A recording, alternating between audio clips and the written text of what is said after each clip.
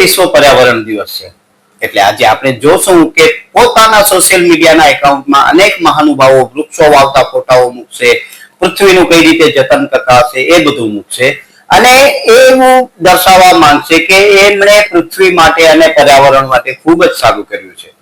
પરંતુ આજનો એક દિવસ બાદ કરી નાખીએ તો બાકીના 364 દિવસ એ લોકો અને સત્તામાં બેઠેલા લોકો, સરકારોએ કઈ રીતે પર્યાવરણની શોધવાદી છે એના આપણે અનેક ઉદાહરણો જોયા છે. પછી એ બેંગ્લોરની વાત હોય કે પછી એ અનેક એવા વિસ્તારો છે કે જ્યાં પર્યાવરણને ખતમ કરવા માટે આપણે કશું જ બાકી રાખ્યું નથી. કોઈ એક રાજકીય પક્ષની વાત ન કરતા અનેક રાજકીય પક્ષો એવા છે કે જ્યાં જેમની સરકારો છે એમણે પર્યાવરણને શોધ વાળવામાં કશું જ બાકી રાખ્યું નથી. આજે ખાસ વાત કરીશું કચ્છ જિલ્લામાં, કેમ કે કચ્છ જિલ્લામાં હાલમાં ઓપરેશન સિંદૂર થયો એના નામે સિંદૂર વન બની રહ્યો છે અને લગભગ 20 એકરની જગ્યામાં જે સિંદૂર વન બનશે એની ચર્ચાઓ 2 દિવસથી ચાલી રહી છે. પરંતુ આપને કહી દઉં કે આજથી અમુક વર્ષ પહેલા બાયોડાયવર્સિટી પાર્ક બનાવવામાં આવ્યો હતો. ભારતના પ્રધાનમંત્રી જે તે વખતે ગુજરાતના મુખ્યમંત્રી હતા ત્યારે વન વિભાગ દ્વારા કરોડો રૂપિયાના ખર્ચે પુનિત વન બનાવવામાં આવ્યો હતો અને બાયોડાયવર્સિટી પાર્ક જે બનાવવામાં આવ્યો હતો એની આજે કેવી સ્થિતિ છે એની આપણે ચર્ચા કરવાના છીએ. આ જગ્યાએ અનેક એવા વૃક્ષો વાવવામાં આવ્યા હતા કે એ વૃક્ષોના કારણે આપણો જે પર્યાવરણ છે એને લાભ થવાનું હતું. પરંતુ આજની તારીખમાં આની હાલત જોતા એવું લાગે છે કે માત્ર આ કરોડોનો ખર્ચ થયો, આની કોઈ જાળવણી થઈ નથી. જાળવણીના, માત્ર પાણીના કે સાર સંભાળના અભાવે કરોડો રૂપિયાનો ખર્ચ છે એ એળે ગયો છે. 57.34 હેક્ટરમાં બનેલો આ પુનિત વન, જેને બાયોડાયવર્સિટી પાર્ક કહેવાય છે, એ જગ્યાએ આજની તારીખમાં અગર જોઈએ તો એ જે ગુંડા તત્વો છે, અસામાજિક તત્વો છે એનો અડ્ડો બની ગયો છે અને અનેક જગ્યા એવી છે કે ત્યાં માત્ર અને માત્ર ઉકરડા દેખાય છે. આ પાર્કની અંદર એન્ટ્રી થઈએ તો ગેટની હાલત એવી છે કે એ ગેટ પણ કેટલીય જગ્યાએથી તૂટી ગયેલો છે. આ વિસ્તારમાં આપણે જ્યારે આવીએ ત્યારે એમ જ લાગે કે આ આપણે કોઈક જંગલમાં આવી ગયા છીએ અને બાવળિયાનું જંગલ છે. આ જગ્યાએ 13,000 થી વધારે વૃક્ષો વાવેલા હતા, પરંતુ એ વૃક્ષો ક્યાં ગયા, કઈ રીતે એનું જતન થયું, શું એનું લાલન પાલન થયું, એના કશો જ આંકડાઓ નથી. તમને એક વસ્તુ કહી દઉં કે સિંદૂર વન બનાવવાના નામે મોટા ઉપાડે વન વિભાગના અધિકારી અને કચ્છ જિલ્લા તંત્ર, વહીવટી તંત્રના અધિકારીઓએ મોટા બળગાઓ ફૂંક્યા કે આ જગ્યાએ જ્યાં પ્રધાનમંત્રીની સભાઓ થયેલી હતી એ જગ્યાએ સિંદૂર વન બનશે. પરંતુ એ અધિકારીઓને એટલું પણ જાણમાં નથી કે જે જગ્યાએ પ્રધાનમંત્રીની સભા થયેલી હતી એ ખાનગી જગ્યા છે, એની બાજુમાં વન વિભાગની જગ્યા છે, તે જગ્યાએ કદાચ સિંદૂર વન બને તો અલગ વસ્તુ છે. પરંતુ સત્તામાં બેઠેલા લોકોના ચરણ ચુંબક થવા માટે અધિકારીઓ કેમેરા સમક્ષ અને મીડિયામાં ખૂબ જ મોટી મોટી વાતો કરે છે. સિંદૂર વન બનશે, વૃક્ષો વવાશે, આ થશે, તે થશે. પરંતુ અતીતમાં બનેલો પુનિત વન અને બાયોડાયવર્સિટી પાર્ક છે, આપણા કચ્છમાં અનેક એવા ઓક્સિજન પાર્ક છે, એની હાલત જોતા એવું લાગે છે કે માત્ર અને માત્ર ભ્રષ્ટાચાર કરવા માટેની જ યોજનાઓ છે. વન વિભાગ કરોડો રૂપિયા ખર્ચ કરી અને આવા બાયોડાયવર્સિટી પાર્ક ને, પુનિત વન ને, ઓક્સિજન પાર્ક ને એ બધું બનાવે તો છે, પરંતુ સાર સંભાળ ક્યાં રાખે છે? સાર સંભાળ નથી રાખતા. પરિણામ સ્વરૂપે અમુક વર્ષોમાં જ આ જે જગ્યાઓ છે બિસ્માર બની જાય છે અને અસામાજિક તત્વોનો અડ્ડો બની જાય છે. આ જગ્યાએ કેટલી દારૂની બોટલો બરામદ થયેલી છે, કેટલાય ઉકરડા જેવી હાલત છે, આ ખુરશીઓ તૂટી ગયેલી હાલતમાં દેખાય છે. જે જગ્યાએ શરૂઆતમાં લોકો આવતા અને ફરવા માટે આવતા, વોકિંગ કરવા માટે આવતા, આજે આ એવી જગ્યા બની ગઈ છે કે અસામાજિક તત્વોનો અડ્ડો જ કહી શકાય. અને આ વિભાગ, વન વિભાગના કર્મચારીઓ છે એ આની સાર સંભાળ રાખવામાં ફેલ નીવડ્યા છે તેવું કહી શકાય. વન વિભાગ દર વર્ષે મોટા ઉપાડે જાહેરાતો કરે છે અને લાખોની સંખ્યામાં વૃક્ષો વાવે છે, કરોડો રૂપિયાનો ખર્ચ કરે છે, પરંતુ એ વૃક્ષો 2 વર્ષ 4 વર્ષ પછી કઈ સ્થિતિમાં હોય છે કોઈને જ ખબર નથી હોતી.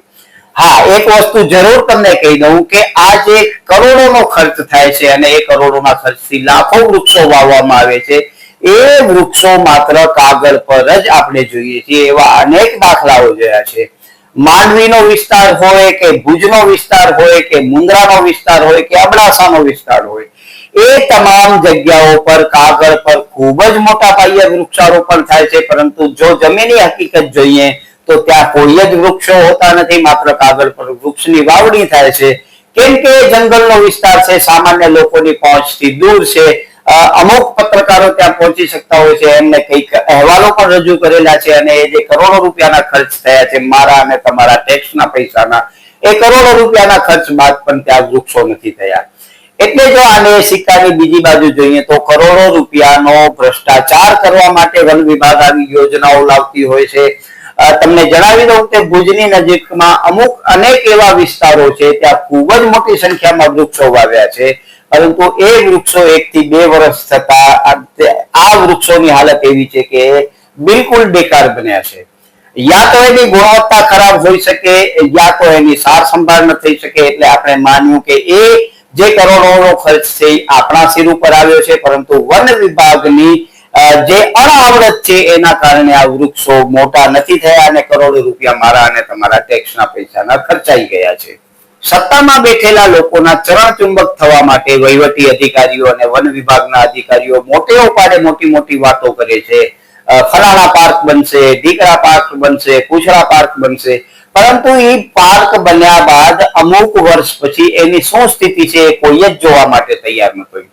આપણે ભુજના પુનિત વનની વાત કરીએ કે આપણે રુદ્રમાતા પાસે આવેલા રક્ષિત વનની વાત કરીએ કે અનેક જગ્યાએ આપણે ઓક્સિજન પાર્ક મોચીરાઈ પાસે બનેલા છે.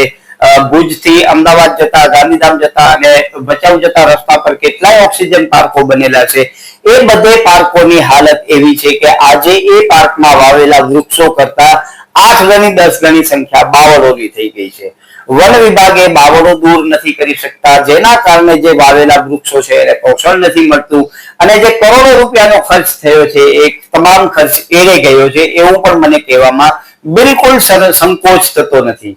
કેમ કે એ જગ્યાઓ છે, એ જગ્યા ઉપર જયારે વાવણી થઈ ત્યારે જ એમને ખબર છે કે આ વૃક્ષો કેટલા વર્ષમાં મોટા થશે, પરંતુ એની કોઈ જ વ્યવસ્થા વન વિભાગે કરેલી નથી. પરિણામ સ્વરૂપે જે મોટા મોટા ખર્ચ થયા છે એ ખર્ચ કાગળ ઉપર કરી અને આમાં ભ્રષ્ટાચાર કરી અને વન વિભાગે પોતાની એક જવાબદારી પૂરી કરી, પરંતુ સાર સંભાળ રાખવાની જવાબદારીમાં ઊણા ઉતર્યા છે. આમ કરોડો રૂપિયાનો ભ્રષ્ટાચાર કરવા માટે દર વર્ષે વન વિભાગ યોજનાઓ કરતો હોય છે. પર્યાવરણ દિવસની ઉજવણીના નામે પણ ખૂબ જ મોટા ખર્ચાઓ થશે, પરંતુ આ એક દિવસને બાદ કરતા 364 દિવસ આપણે પર્યાવરણની પત્તર ઠોકવામાં કશું જ બાકી રાખ્યું નથી. એ પણ આપણે માનવું જ રહ્યું. ગુજરાતની વાત કરીએ તો ગુજરાતમાં જે આદિવાસી વિસ્તાર છે ત્યાં વન વિભાગે ઉદ્યોગો માટે કેટલા મોટા જે વન છે તેને નુકસાન કર્યા છે. કચ્છ જિલ્લાની વાત કરીએ તો કચ્છ જિલ્લામાં પણ પવનચક્કી ઉદ્યોગો માટે આપણે પર્યાવરણને કેટલું મોટું નુકસાન કર્યું છે. એ નુકસાન જોતા એવું લાગે છે કે આપણે આપણા ભવિષ્યના નિર્માણ કરવામાં ખૂબ જ ઉત્તીર્ણ થયા છીએ, પરંતુ વર્તમાનની ખબર પર ભવિષ્યનું નિર્માણ કોઈ પણ હિસાબે યોગ્ય હોતું નથી. ગુજરાતમાં વર્તમાનની ખબર પર જ ભવિષ્યનું નિર્માણ થયું છે. એનો મતલબ એ છે કે હયાત જે વૃક્ષો છે, અનેક એવા જંગલો છે જેને આપણે રેસી નાખ્યા છે આવનારા ભવિષ્ય માટે, પરંતુ આપણું આજ બરબાદ થઈ રહ્યો છે તો ભવિષ્ય કઈ રીતે ઉજળું બનશે એ પણ એક કડવું સત્ય છે. મોટા ભાગે રાજકારણીઓ આવું જ કરતા હોય છે, અને આ રાજકારણીઓ માટે પણ મને બહુ જ સારા એક શબ્દો યાદ આવે છે. सियासत इस कदर आवाम पे एहसान करती है, पहले आंख नोचती है फिर चश्मे दान करती है. नमस्कार.